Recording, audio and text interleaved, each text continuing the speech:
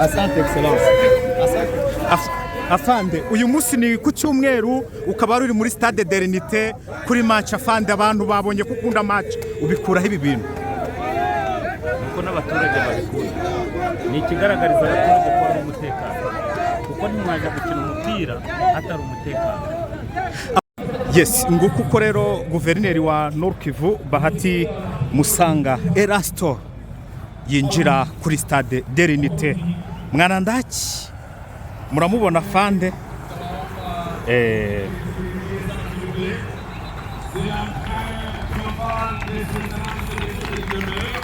Bahati Musanga Erasto uyu fande kabisa, fande Bahati Musanga Erasto. Monsieur le gouverneur de Nord Kivu Bahati Musanga Erasto. Je vois les conseillers qui sont délégués présents. Madame la conseillère de la jeunesse, sport, loisirs, culture et art, genre, famille et enfants, Alice Banyake. La présence du juridique Innocent Mouniemana, il est là. Je vois, n'est-ce pas, mesdames, messieurs, les conseillers qui est chargé des affaires foncières. Timothée, il est aussi là. Merci. Odile Kaba, Rémi Guillaume. On salue la présence du directeur, les directeurs de cabinet, Vincent Fengera. Et mesdames, messieurs, le gouverneur est délégué là. Pour contrer la vie, les Sanatella, s'il vous plaît. Les encore. Dans la tribune, on se met debout, on se met debout. L'équipe de la mobilisation, les applaudissements. Les Sanatella, s'il vous plaît. Les coups, il est là. Accueillez-les, accueillez-les, accueillez-les. Tous les deux, accueillez les Sanatella, s'il vous plaît. C'est le numéro 1 de la province qui signe son entrée ici au stade de l'Unité où on assiste au match qui oppose Gol et FC Maendeleo. Mesdames, messieurs, tous les deux Makelele, les Salabarakena. Il est là, Makelele, Makelele. Accueillez-les, accueillez-les, accueillez-les. Vous pouvez du Washington, s'il vous plaît. Makelele, ça encore. Encore, encore.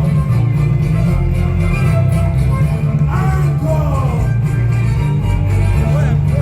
Ouais, il faut annoncer que c'est le gouverneur qui signe déjà son entrée ici au stade de l'Unité.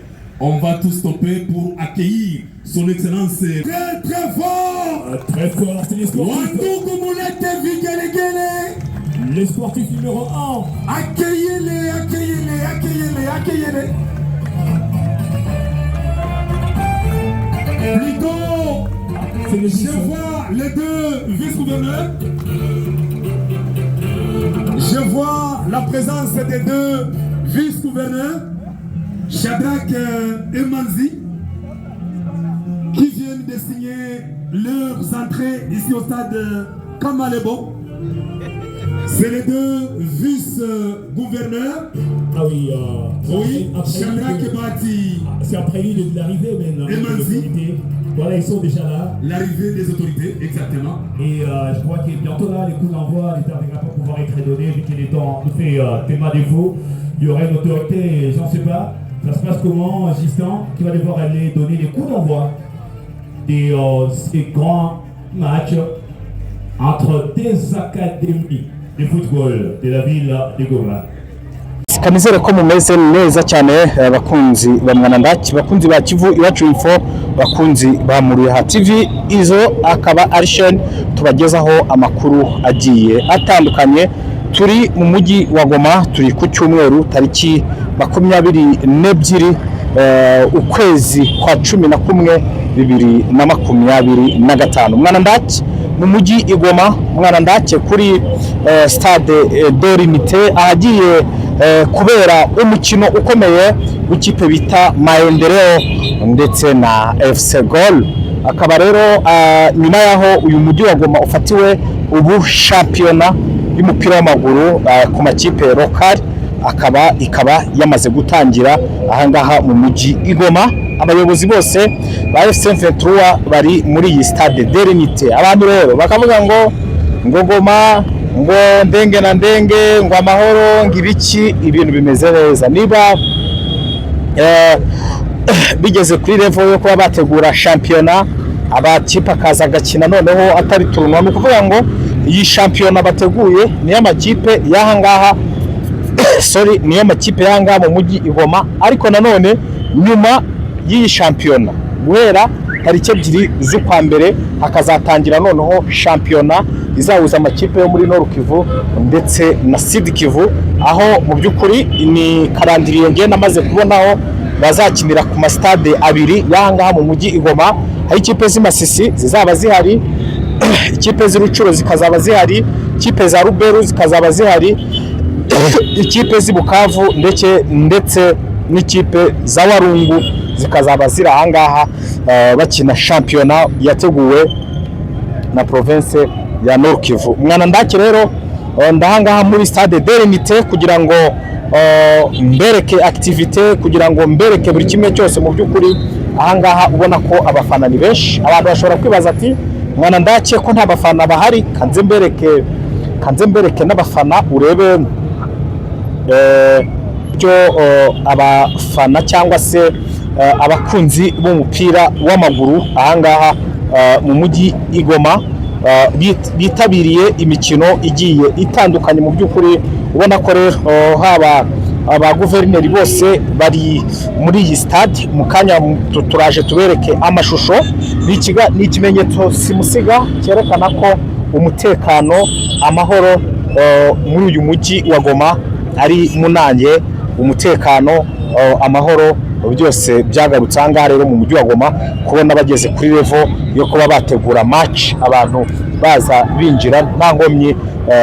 Abapolisi ba FC M23 b'intare za Sarambwe bakaba bagenda bakora icyo bita umutekano, bakora uburinzi muri eneo zitandukanye, haba abo bapolisi bo mu muhanda, haba abasaka abantu kugira ngo batagira ibyo binjizana. Byose rero biba bikorwa ahangaha. Tuba tugomba kugera ahangaha kugira ngo tubereke niba turi abambere ku makuru. Nicyo ngicyo mutuziho nyine, tugomba kuba abambere ku makuru nk'uko twabibijeje, tukagera ahari kubera buri gikorwa cyose cya FC M23, haba ba liberateri aho bari hose, tukabagezaho amakuru yabo utitaye ku byo wumva pembeni. Haba ubu aha turi muri Kongo, ubona ko ikintu kijyanye n'amahoro ari ibintu byiza cyane. Nshimira abantu babafashije kugira ngere ahangaha Igoma, abakunzi banjye nyirizina, abakunzi ba Kivu Iwacu Info, abakunzi ba Mwana Ndaki, abantu badahwema kunshyiraho ukuboko kwabo mu rwego rwo kumfasha, mu rwego rwo kunstonire, kumfasha nyine kugira ngo nshobore kugira gute kuba nagera ahangaha mu mujyi, kugira ngo mbe naza kuri access yo kuba nabona inkuru. Urabona ko ari ikintu cyiza cyane mu by'ukuri. Rero ntago ari ubwa mbere tuje Igoma, si n'ubwa kabiri. Tuzakomeza tuze tubereke icyo bita tubereke icyo bita amakuru. Ngiyo rero stade Derinite yo mu mujyi Igoma. Mwana ndaki nkaba rwose ndahangaha, ni stade kwinjira n'ubuntu. Guverineri wa Nord Kivu Bahati Musanga Erasto akaba yishyuye amatike y'aya makipe n'ubundi ari gukina ahangaha. Stade akaba yishyuriye abaturage kwinjira, babigize gratuit, kwinjira n'ubuntu. Urabona ko uburinzi rero cyangwa se umutekano umeze neza cyane ahangaha kuri stade Derinite hano Igoma, aho turi rero ibintu bimeze fresh cyane, ibintu n'amahoro, ibintu n'umutekano.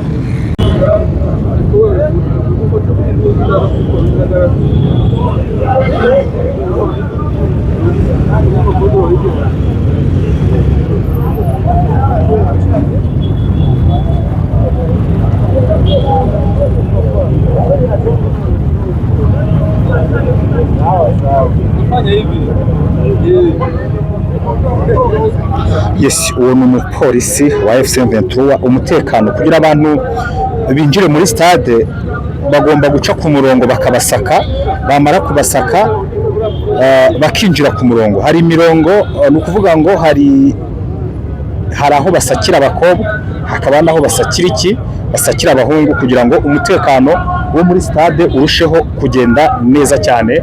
Urabona rero ko ibintu bimeze neza cyane ahangaha kuri stade Derinite. Ubona ko ikijyanye n'umutekano abapolisi b'intare za Sarambwe cyangwa se abapolisi ba AFC ni ikintu bitaho cyane kugira ngo hatagira umuntu winjizanya ikintu cyakomeretsa abandi, bakabanza bakabacekinga fresh, bamara bakinjira muri stade Derinite. Abafana rero ni benshi ahangaha kuri stade.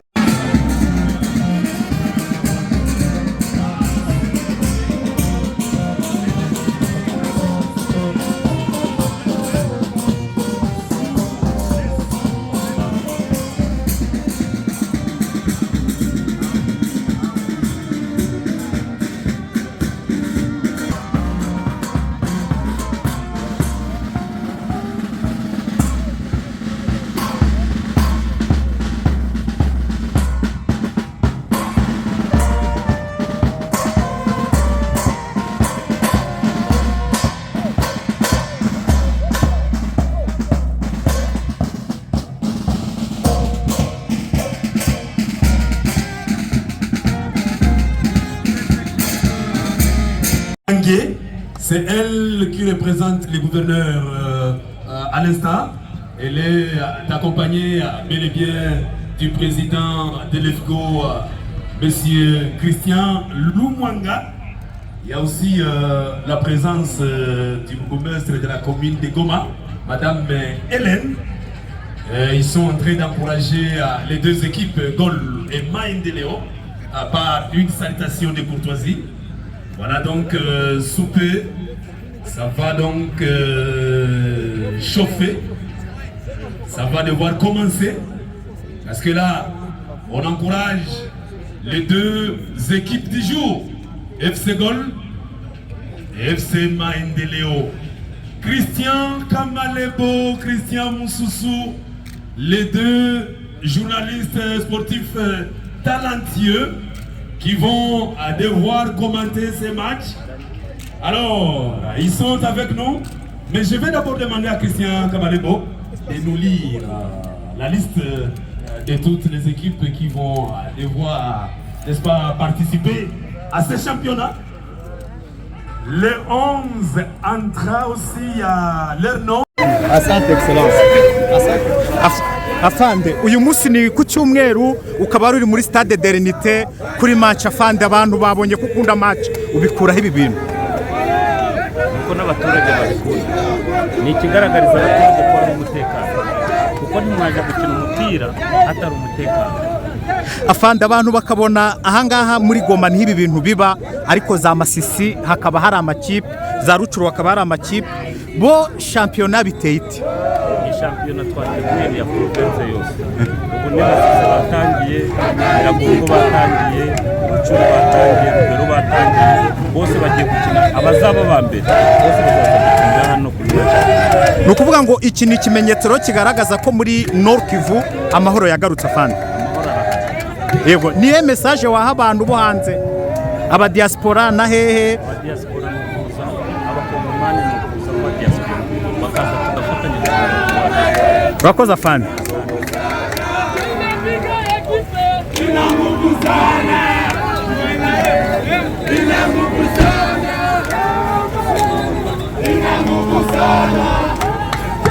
Yes, ati chama chetu china nguvu sana. Nyuma rero ya match nguku nivuganiye na guverineri wa province ya Nord Kivu Bahati Musange Rasta, akavuga ko ngo championnat atangiye ni Nord Kivu ndetse na Sud Kivu, ariko amakipe azitwara neza, amakipe azatsinda nibura akazashobora kuza muri tournoi iri gutegurwa ahangaha Igoma.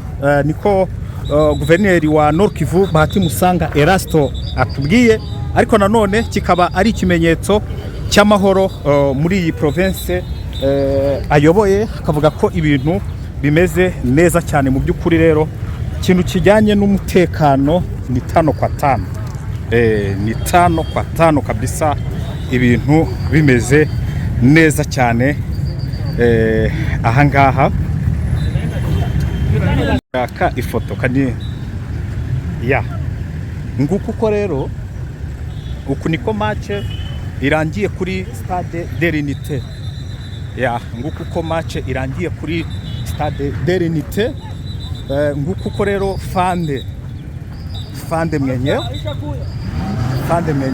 Bahati Musanga Erasto hari ukuntu tubabwira ngo ni ya modoka bita fungua njia imodoka twita ngo ni fungua njia mu by'ukuri Fande iyo modoka iciyeho Fande mwenyewe abagomba kugira gute abagomba nawe gucaho Bahati Musanga Erasto abantu rero babikunda bavuga ngo mwana ndake ngo dukeneye ya modoka ngo ya Fande yitwa ngo fungua njia ni ukuvuga ngo imodoka zose ziba zigomba guhagarara ahangaha kugira ngo Fande Bahati Musanga Erasto agire gute abanze anyureho.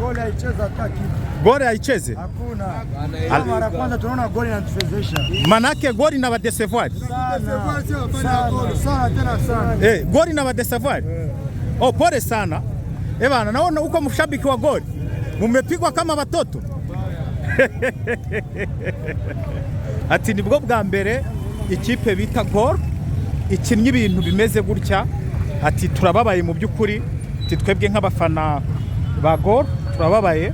Ati nibwo bwa mbere mu buzima tubonye ikipe ikina ibintu nk'ibi ngibi.